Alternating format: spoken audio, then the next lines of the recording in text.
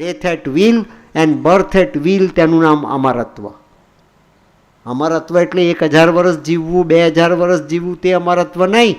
અમરત્વ એટલે મોત આપણી મુઠ્ઠીમાં આવી જાય. મિત્રો, મોત આપણા મનના સંકલ્પો પર, આત્માના સંકલ્પો પર અવલંબે એ અવસ્થા આપણને પ્રાપ્ત થાય. એવી અવસ્થા ભારતની માટીમાં, ભારતની સંસ્કૃતિમાં અનેક જણને વ્યક્તિગત પ્રાપ્ત થઈ છે, પણ સમાજને મળી નથી.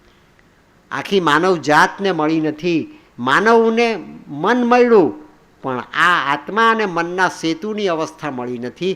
આત્મા અને મનની પેરેલલ ગતિની અવસ્થા મળી નથી. આત્માના અનુસંધાનમાં મન આત્માના શિષ્ય બનીને કામ કરતું થાય એ અવસ્થા નથી મળી. એ અવસ્થા પ્રાપ્ત થઈ જાય આખી માનવ જાતને માટે શ્રી અરવિંદે આ ગ્રંથમાં લખ્યું, it is for the earth and the man. આ મારો યોગ કોને માટે છે? For the earth and the main.